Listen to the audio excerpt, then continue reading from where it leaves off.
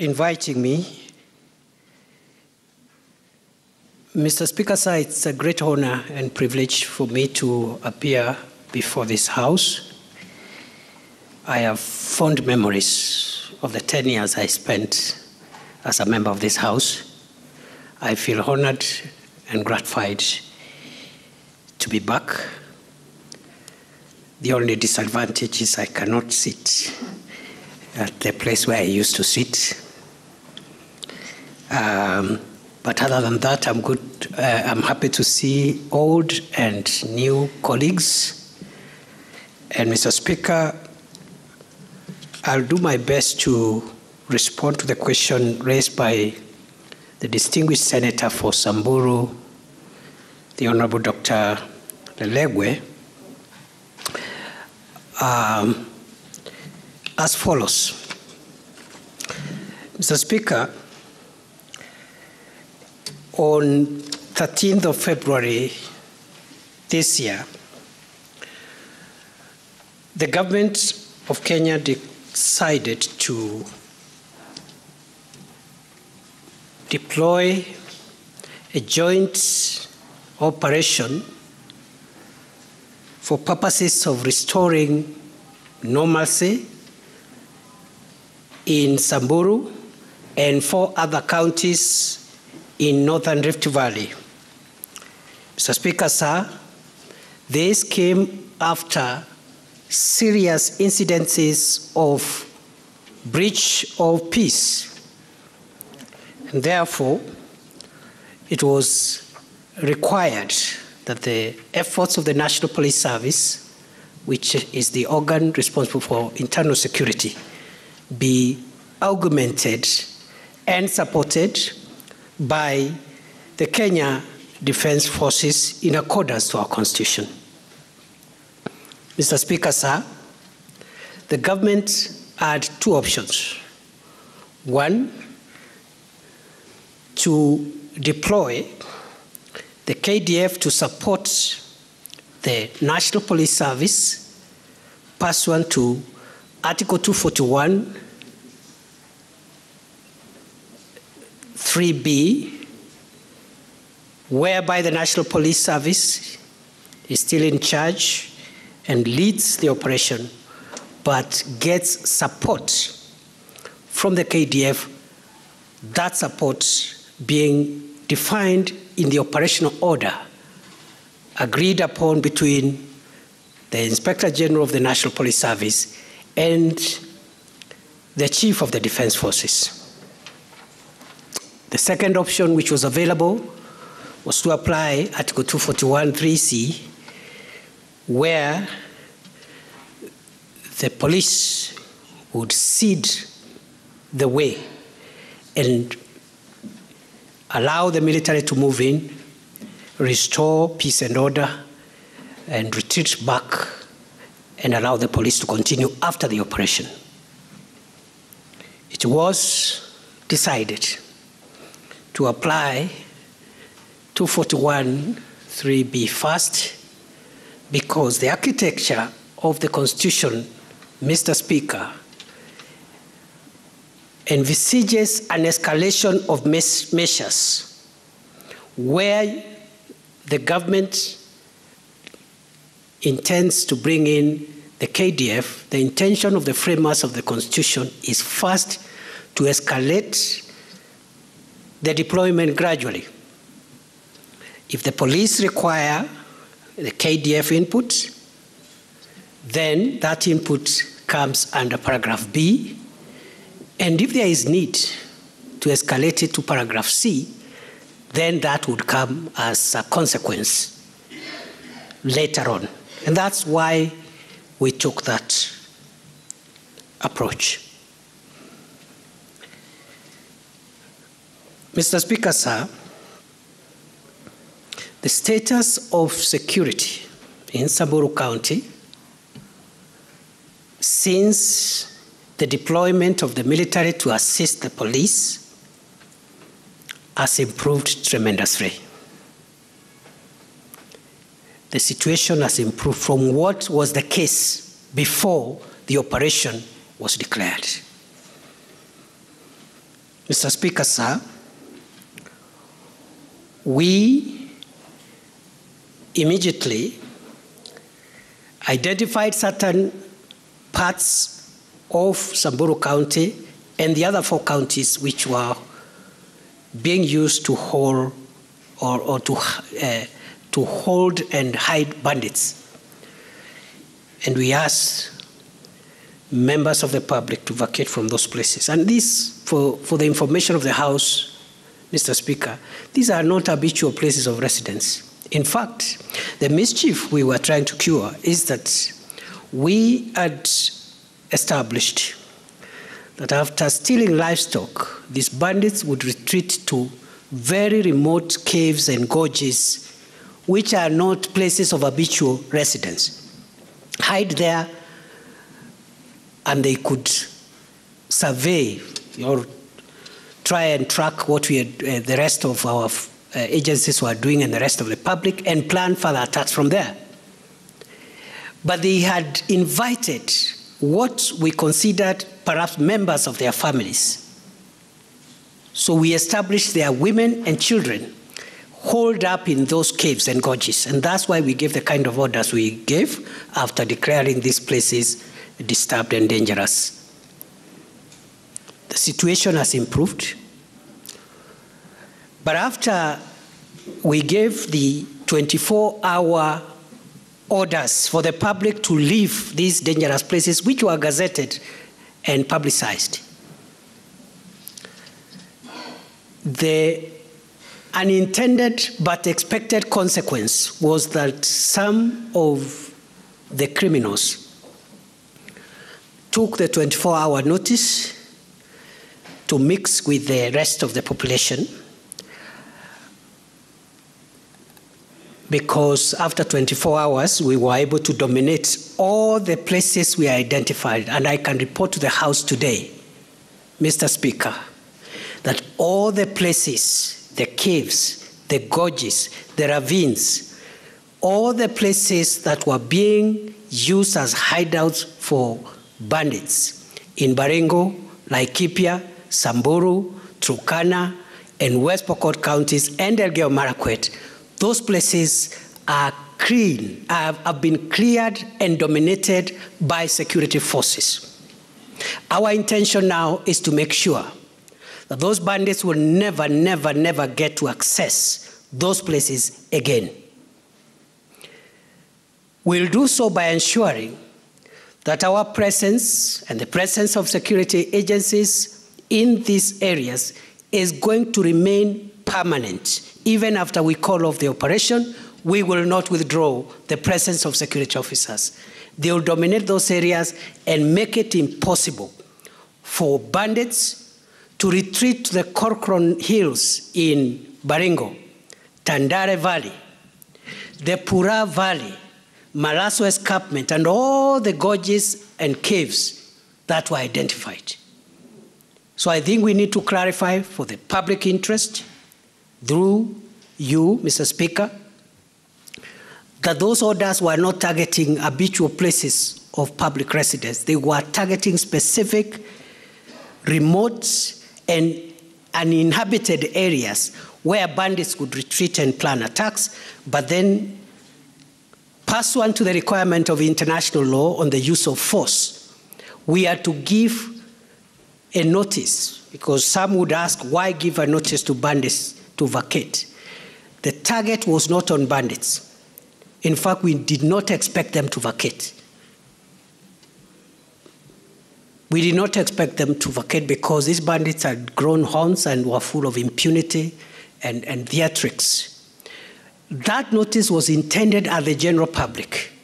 They could be members of their families, women and children, because under international law, if you're going to use force, then you must ensure that that force is targeted at armed criminals or belligerents or people who are resisting authority, and members of the public should have that notice. And I am happy to report, Mr. Speaker, those places are now clear. With regard to the attacks that we continue to experience in those areas, is as a result of some of the bandits who took the 24-hour window to mix up with the public.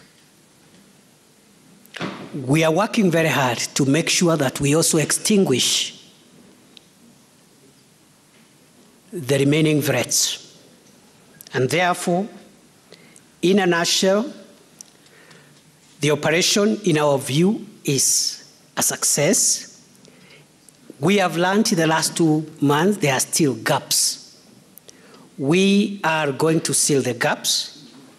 We will stay there as long as it takes.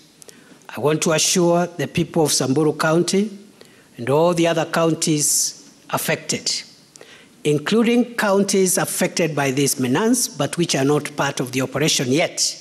I want to assure them the crime of violent cattle theft, rustling, banditry, and visiting terror on the public by criminals.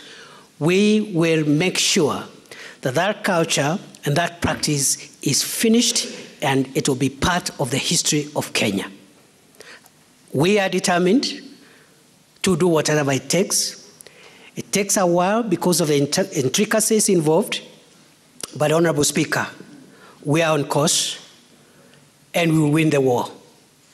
It's either Kenya or bandits. It's either the law or crime. One has to give way. Kenya will not give way. The government will not give way. The people of Kenya will not give way. Bandits, criminals, have to give way. Honorable Speaker, with regard to the second part of the question, I would like to respond as follows. The measures that we are taking, other than the military and police action to flush out criminals, includes improving our intelligence so that we work on intelligence based and intelligence-led security. We've made great strides in strengthening multi-agency intelligence sharing, even within the organs of the national security. Within the National Intelligence Service, National Police Service, other agencies that are involved in the security of our country, we are investing heavily on intelligence. And the same way, Mr. Speaker, the enhancement of intelligence-led security has helped us to contain the threat of terrorism. I am convinced beyond doubt that Kenya will win against bandits through intelligence-led security operations. Number two, we have deployed and enhanced the Special Operation Group, which is one of the formed units of the National Police Service. And Mr. Speaker, for the information of the House, the future of our country winning over sophisticated and complex crime, including banditry, terrorism, drug trafficking, the future is in the specialized formed units of the National Police Service. We have a number of these formed units: Special Operations Group, the Rapid Deployment Unit, the Anti-Stock Theft Unit, and others, including the General Service Unit. These are our frontline soldiers in the fight against complex crime. And therefore, with regard to the measures taken in Samburu West, we have deployed in the last few weeks the Special Operation Group, which helped us a great deal 2 months ago to stabilize Samburu North, the area of Baragoi. There were gunshots every day, deaths and bloodshed every day. But the Senator of Samburu and the people of Samburu will tell you from December last year, that area has been cleared. And the challenge we have, Mr. Speaker, and we call upon Parliament, the two houses of Parliament, to support our security sector. The investments required in the specialized training of these formed units is so high. Yet the results are extremely precious for this country. The war against terror was won by the formed units, including, of course, the anti-terror police unit. The war on banditry will be won by a mixture of general policing, but also the use of formed units. And therefore, we will require the support of the House. So the way we've done with Baragoi, we are now putting SOG on other parts of Samburu and also on other parts of the affected counties, even those that are not within the operation area. And I can report to the House that on Friday, I'll be visiting Elgeyo Marakwet to see the deployment of SOG because of the Koloa Bridge and the problems we've had in Marakwet East between Tiati and Marakwet. There has been cross-border raids of late. We have sealed off that area now. It's going to be a thing of the past. And so gradually we are winning the war. We'll invest in peace building. Shortly we are starting a peace engagement, community-led peace engagement and peace building activities in all these areas. Because we thought we stabilize the areas first before we engage in peace building. We will also do disarmament. But we've taken our time first to stabilize and silence the guns.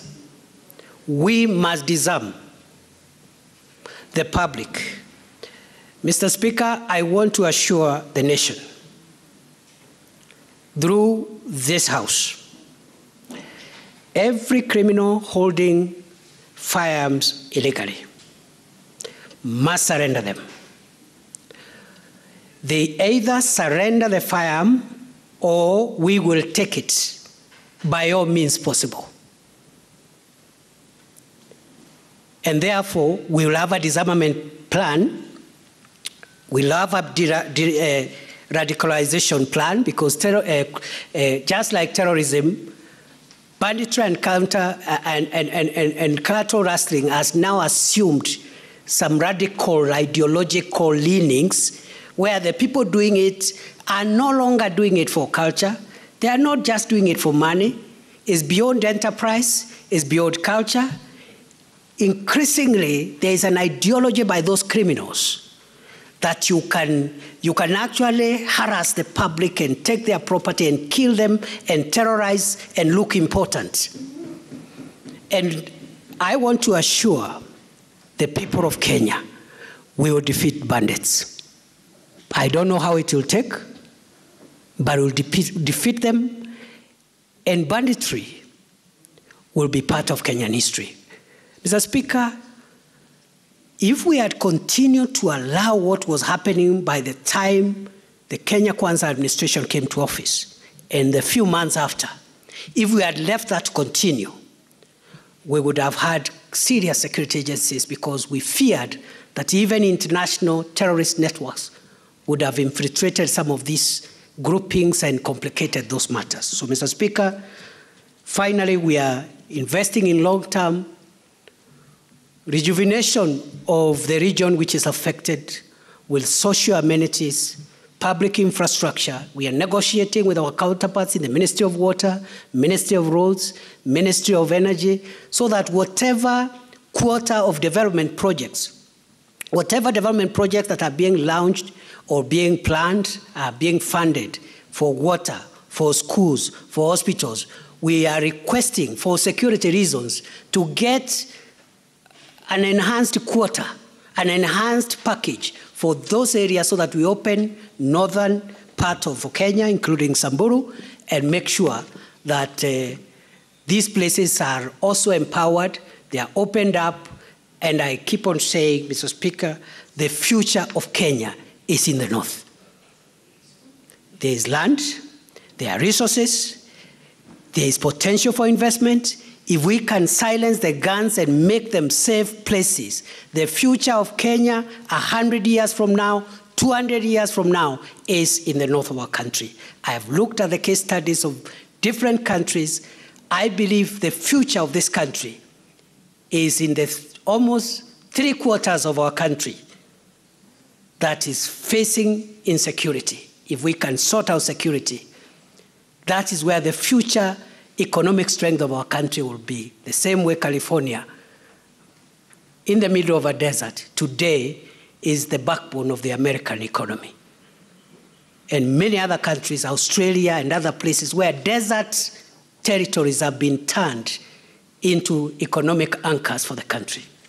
Lastly, Honorable Speaker, what plans do I have for our people in Pura, Malaso, and all the other places that could have been displaced as a result of the orders I issued in Malaso on 12th of March 2023, the vacation orders? What plans do we have to make sure that they are able to normalize their lives and plant their farms? I had intended to visit that area on Friday. Mr. Speaker, sir, I have brought forward that trip to tomorrow, because on Friday I'll be in Elgeyo Marakwet. And I want to apologize to the leaders, because sometimes we give very short notices when we are traveling to your areas. It is not intentional. Unlike my colleagues in other ministries, our ministry is a ministry run on an emergency basis. We cannot plan. Other people plan where we will be. If it is not Paul Mackenzie, it is the bandits, it is other criminals, and you don't know what they are planning and what harm they'll cause where. So every day you wake up, and depending on the security situation of the country, you determine where to rush. And even as I speak, I'm rushing to Busia today, and I had not planned. So I will be visiting, in answer to the question by the senator, I'll be visiting Samburu County tomorrow afternoon to find out if there are genuine cases of people who are displaced. And from there, I'll announce the measures the government of Kenya will make to make sure that nobody who is an innocent member of the public is disrupted from their daily activities, even as we continue securitizing Samburu and Kenya as a whole. I thank you, Mr. Speaker. Thank you, the Honourable CS of Interior. Honourable CS, I have restrained myself because you are the very first CS to appear before the Senate. However, as you're aware, having served in this Senate, this is a house of rules and procedure. And our rules, more particularly Standing Order 51C5, a CS wishing to respond to a question must file a written response with the Senate 24 hours before they appear on the floor of the Senate. And when appearing before the Senate, of course, as a CS, you're supposed to read verbatim the response that you filed with us. And thereafter, if you have any supplementary information to the response you've given us, then you can proceed to do so. The design was given so that the senator asking the question has prior knowledge of the kind of response you will give, and therefore prepare himself or herself adequately for a supplementary question. And therefore, Honourable CS, if you appear next before the Senate, kindly we will expect you to first read verbatim the response that you will have filed with the Senate, and thereafter you'll proceed, if need be, to give supplementary information to your response as and when senators ask supplementary questions. But since you're the very first CS to appear before the Senate, I've allowed you to get away with that. Now, Honourable Senators, the CS has given a very comprehensive response, though beyond the filed response that he did. And therefore, I will allow the senator who asked that question, if he has any supplementary question, to ask. And thereafter, I will allow another senator to ask supplementary question. Now, Senator Lelegwe, you, under standing orders, you have 2 supplementary questions. You may choose to ask them at once, or you may choose to ask one now, allow your colleagues to answer the supplementary questions, then you be the last to ask the very last supplementary question. Kindly proceed, Senator Lelegwe.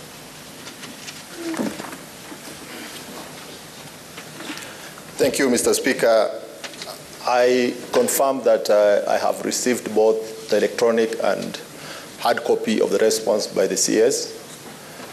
Of course, late, that is today morning, but I appreciate his response, and I'm sure the promises he has made to the Senate to tackle insecurity in security-prone areas, including Samburu, will bear fruit.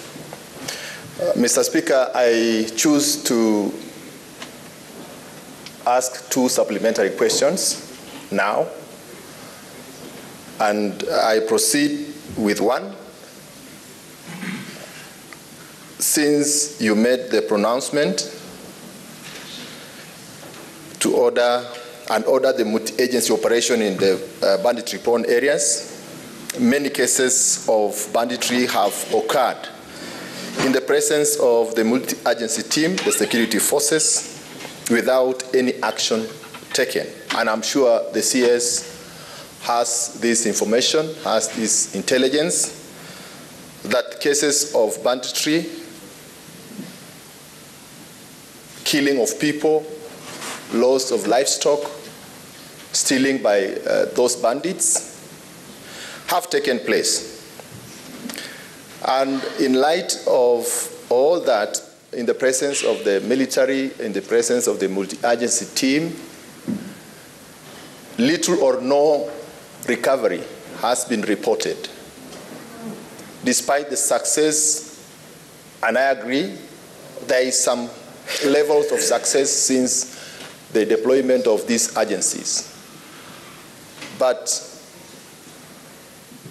the stolen livestock or the arrest of the perpetrators have not taken place. In light of this, CS, what is the government's policy on recovery of stolen property, that is livestock, and compensation if the government is unable to take action?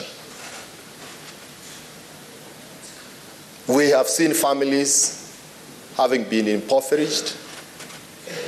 Honorable Senator, of course, today is the very first time we're doing this, and I'll be giving a lot of latitude to both the CS and the members. But kindly, the supplementary question you ought to ask must be very direct. Okay. It is not an opportunity to make a speech, and then after the speech, you pose a question. Direct questions to the CS. Okay. Thank you, Speaker. I proceed. 1.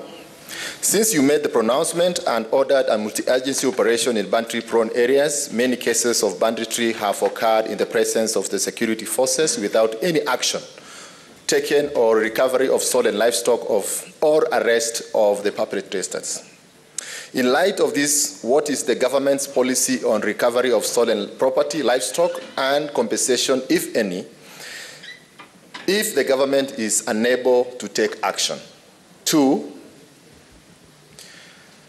what measures do you plan to implement in order to guarantee the safety and security of administrators, in this case the chiefs, operating in areas prone to banditry?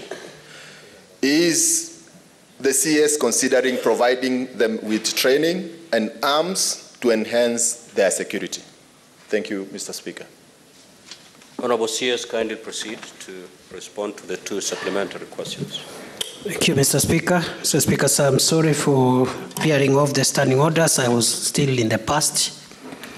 in my previous role as a senator, I am guided. Mr. Speaker, sir, with regard to the supplementary question raised by the distinguished senator for Samburu County, I will reply as follows: that it is true that we have had incidents of banditry even after the deployment of the joint National Police Service and Kenya Defence Forces operation.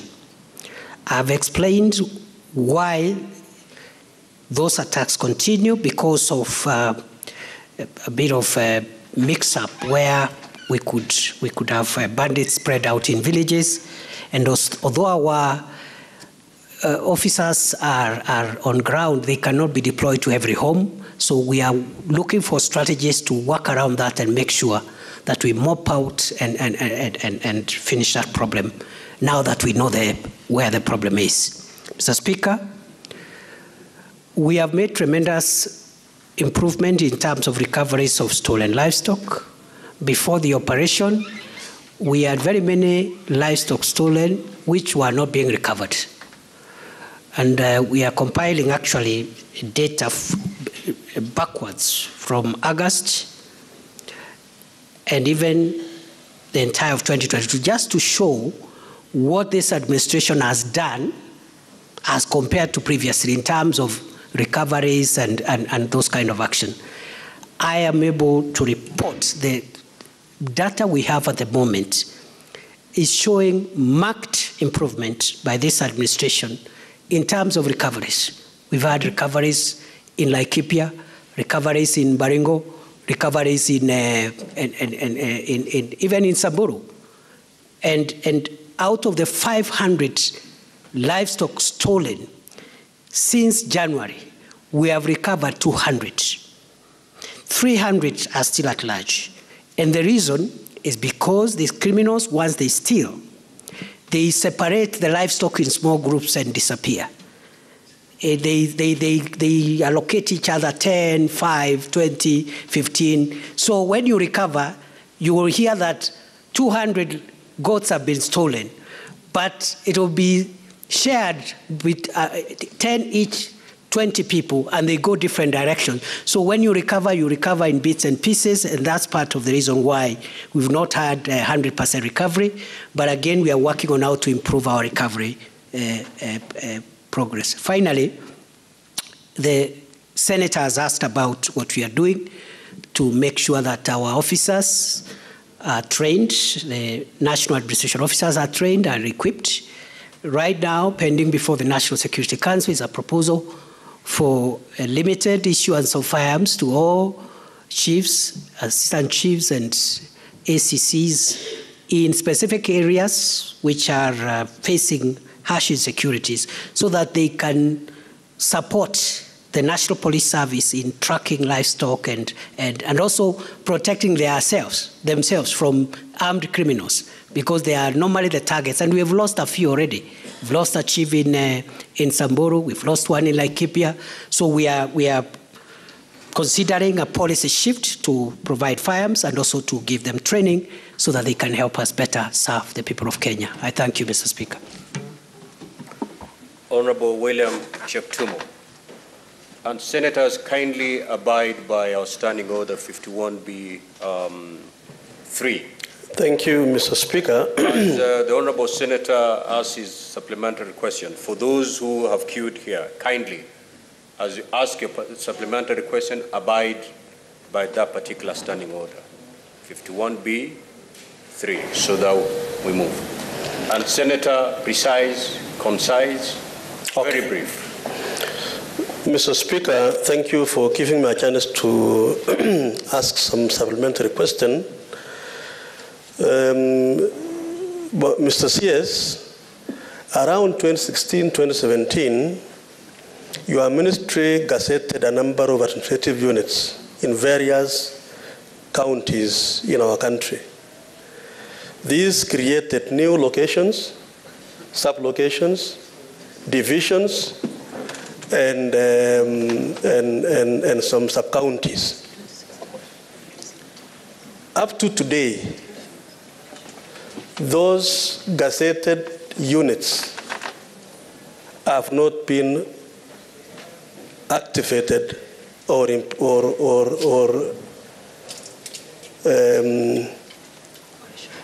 able to operate. This is helping to assist your ministry on matters security, especially in the security areas. When will you do this, Bwana Waziri, Mr. CS? When will you operationalize the units gazetted by your ministry in 2016, 2017 in various counties? And my county in Baringo, there are several of them, areas you were able to visit last time. Honorable CS, 1 minute. Mr. Speaker, sir, all the gazetted administrative units will be operationalized, but due to budgetary constraints, we have decided to operationalize all the already gazetted areas in phases, in 3 phases, starting this financial year. We will have an objective criteria of identifying which of them goes the first phase, second phase, third phase.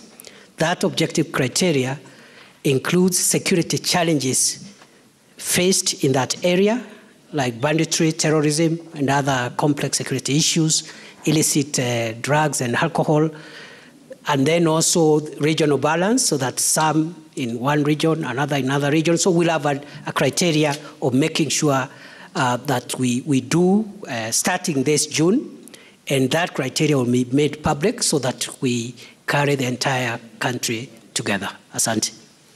Thank you. Senator Kamar.